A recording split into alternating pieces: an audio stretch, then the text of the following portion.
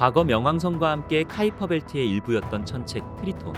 역행 궤도를 가지고 있는 특이한 천체 트리톤입니다.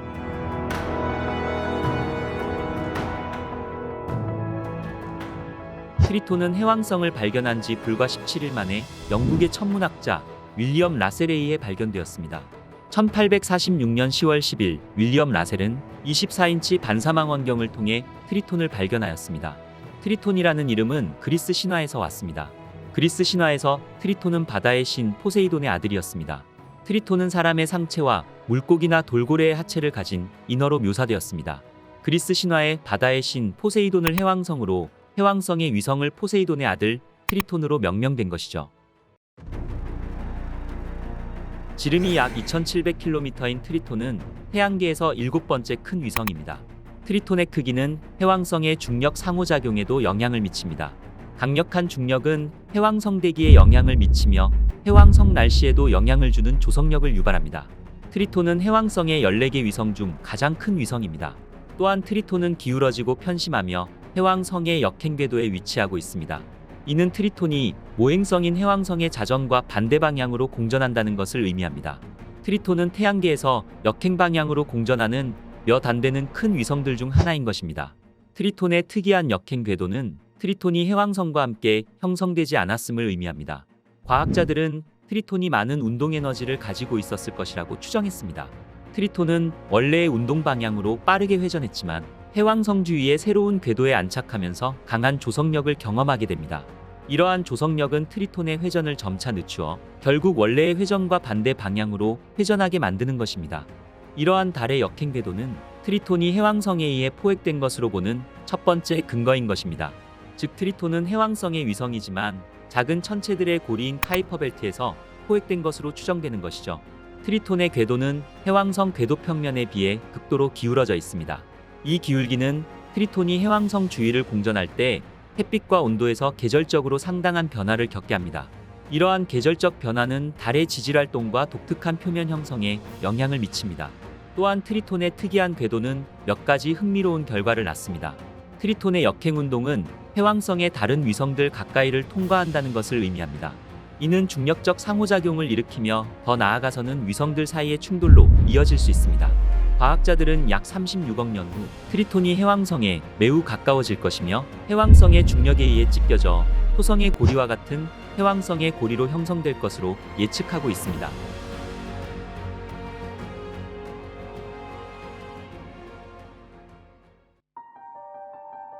트리톤의 고도로 기울어진 궤도는 때때로 극심한 추위를 경험하게 합니다. 이는 달 표면의 질소와 메탄이 얼어붙게 하여 트리톤의 남극의 극관을 형성하게 하는 원인인 것입니다. 트리톤이 카이퍼 벨트의 일부라는 두 번째 근거는 2015년 뉴호라이즌스호가 명왕성을 통과하면서 제기되었습니다. 뉴호라이즌스호는 트리톤이 명왕성과 비슷한 조성을 가진 것을 확인했습니다. 유사한 대기와 구성물질, 그리고 지표면 위의 얼음들과 같이 굉장히 비슷한 특징들이었죠. 또한 트리톤은 명왕성처럼 약간의 붉은 반점들을 가지고 있습니다. 이는 태양의 자외선에 반응하는 메탄얼음으로 보여지며 타르와 같은 농도를 가진 톨린에 의한 현상입니다. 이러한 관측 근거로 나사는 트리톤이 명왕성을 미리 보는 프리뷰 역할을 할 것이라 분석하였습니다. 트리톤은 주로 질소로 이루어진 얇은 대기를 가지고 있으며 소량의 메탄도 포함되어 있습니다. 트리톤의 대기는 휘발성 얼음이 증발하면서 발생한 것으로 이러한 얼음의 증발 역시 트리톤의 역행 궤도로 인한 것입니다. 또한 트리톤은 태양으로부터 매우 멀리 떨어져 있음에도 불구하고 특정 지점에서 태양에 가까워지기 때문에 달의 온도가 매우 따뜻해지기도 합니다. 트리톤의 상층 대기는 질소와 메탄의 연무층으로 이루어져 있습니다. 연무층의 작은 입자들은 빛을 산란시켜 트리톤 주위에 분홍색 빛을 만듭니다. 트리톤의 평균 기온은 섭씨 영하 235도 정도로 극도로 추운 표면 온도를 가지고 있습니다. 태양계에서 가장 차가운 천체 중 하나인 것이죠. 트리톤의 극심한 추위는 태양과 매우 먼 거리 때문으로 트리톤의 높은 반사율을 갖게 합니다. 트리톤의 높은 반사율은 달 표면으로 도달하는 햇빛들을 우주 밖으로 반사하는 것을 의미하는 것이죠. 과학자들은 트리톤이 대부분 암석과 물의 얼음으로 구성되어 있고 메탄과 일산화탄소와 같은 얼음의 양은 적은 것으로 추정하고 있습니다. 또한 트리톤은 지구와 매우 유사하게 핵과 멘틀, 지각을 가지고 있으며 차별화된 내부를 가지고 있다고 추정됩니다. 트리톤의 중심핵은 상대적으로 작으며 반경 수백 킬로미터에 불과합니다. 핵을 둘러싸고 있는 멘틀은 암석과 얼음의 혼합물로 구성되어 있으며 해왕성의 조석가열로 인해 부분적으로 녹아있을 수 있습니다.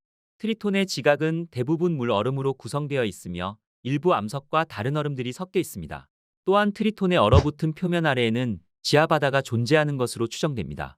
해왕성의 조석력에 의해 생성된 열이 트리톤에 지질학적 영향을 준 것입니다. 지금까지 트리톤 탐사를 위해 발사된 우주선은 단 한 번뿐이었습니다. 1977년 나사에 의해 발사된 보이저 2호는 1989년 트리톤을 지나면서 트리톤을 관측했습니다. 트리톤을 근접 통과한 보이저 2호는 과학자들에게 처음이자 유일하게 트리톤을 가까이서 볼 수 있는 기회를 제공하였습니다. 보이저 2호는 트리톤의 귀중한 데이터와 이미지를 수집할 수 있었는데 간헐천과 극저온 화산, 그리고 얇은 대기를 포함한 트리톤의 다양하고 독특한 특징들이었습니다. 트리톤의 표면은 매우 오래되었으며 주로 암석과 물얼음, 소량의 메탄과 질소얼음으로 이루어져 있습니다. 또한 지질학적으로 수십억 년 동안 활동하지 않았음을 나타내는 크레이터들로 가득 차 있습니다. 하지만 비교적 젊고 매끄러운 평원과 같은 지형들도 있습니다. 이는 극저온 화산에 의해 형성된 것으로 보여집니다. 트리톤은 대기가 매우 희박하며 주로 질소와 미량의 메탄으로 구성되어 있습니다. 트리톤의 표면에서는 극저온 화산 활동도 관측되었습니다. 이 극저온 화산들은 물, 질소, 그리고 다른 휘발성화합 물들의 혼합물을 분출합니다. 얼음화산에서는 액체 상태의 물이 분출하며 분출된 얼음물질은 트리톤의 표면에 얼어붙는 것입니다. 또한 얼음화산의 중심에서는 칼데라도 발견되었습니다. 얼음용암 분출로 인해 형성된 트리톤의 평원입니다. 평원이라고 불리기도 하는 응고된 용암호수입니다. 평원은 평평한 지역이지만 평원을 둘러싸고 있는 벽이 존재합니다. 이는 플라니티아, 즉 굳어진 용암호수라고 불립니다. 또한 보이저 2호는 트리톤에서 놀라운 발견을 하였습니다. 트리톤 남반구에서 발견된 대기기둥입니다. 몇몇 간헐천에서 질소가스와 분출물들이 표면으로부터 약 8km 높이까지 폭발되는 것으로 극도로 얇은 대기에서 바람에 의해 측면으로 날아갑니다. 이 간헐천들은 태양에 의한 지하얼음의 온난화로 인해 고체에서 기체로 변하며 트리톤 표면의 약한 곳을 통해 분출되는 것입니다. 트리톤의 대표적 간헐천인 힐리와 마일라니의 모습입니다. 간헐천 분출에 의한 트리톤 표면의 줄무늬가 보이시나요? 보이저 2호가 촬영한 칸탈루프 지형의 모습입니다. 칸탈루프 멜론의 피부를 닮은 능선과 골짜기가 특징인 칸탈루프 지형입니다. 이 지형은 트리톤 서쪽의 상당 부분을 차지하며 뚜렷한 균열과 가라앉은 지형이 특징입니다. 이 독특한 특징은 트리톤에서만 발견되며 달에서 가장 오래된 지역으로 보여집니다. 트리톤에서 가장 이상한 지형인 칸탈루프 지형은 산등성이로 구분된 30에서 50km 폭으로 움푹 패여 있습니다. 이 구멍은 부드러운 곡선을 가지고 있으며 비슷한 크기를 가지고 있습니다. 과학자들은 이 구멍들이 생성된 원인을 충돌 크레이터의 결과가 아닌 무거운 물질층 사이에서 작은 비중을 가진 가벼운 물질이 상승하여 형성된 것으로 보고 있습니다. 이러한 현상으로 인해 돔 모양의 구조를 만들어내는 것이죠. 또 다른 가설은 칸탈루프 지역이 얼음지각의 균열로 인한 홍수나 화산 폭발에 의해 형성되었다는 것입니다. 칸탈루프 지역은 달의 복잡한 지질학적 역사와 표면을 형성한 다양한 과정을 보여주는 트리톤의 매혹적이고 수수께끼 같은 지역인 것입니다. 보이저 2호가 촬영한 트리톤의 남극 극관의 모습입니다. 북쪽 표면의 색은 더 붉고 어두우며 프레임 중앙에 긴 선을 포함하여 비정상적인 특징들이 많이 나타납니다. 과학자들은 트리톤이 지하바다를 가지고 있는 것으로 추정하고 있습니다. 1989년 보이저 2호는 트리톤을 근접 통과하면서 달의 약한 자기장을 발견하였는데 이 자기장의 근원은 부분적으로 녹은 암석 코어와 지하바다의 조합일 가능성이 높습니다. 우리는 보이저 2호를 통해 트리톤의 다양한 모습들을 볼 수 있었습니다. 하지만 이 수수께끼 같은 달에 대해서 여전히 배울 것이 많습니다. 1989년 보이저 2호의 트리톤 근접 비행 이후 이 달을 연구하기 위한 탐사는 없었습니다. 하지만 플라이바이 미션과 궤도선 등 착륙선들을 포함한 트리톤 탐사에 대한 제한도 많이 있었습니다. 또한 나사는 차세대 태양계 탐사 프로젝트 후보로 트리톤 탐사를 위한 트라이던트 탐사선을 계획하고 있습니다.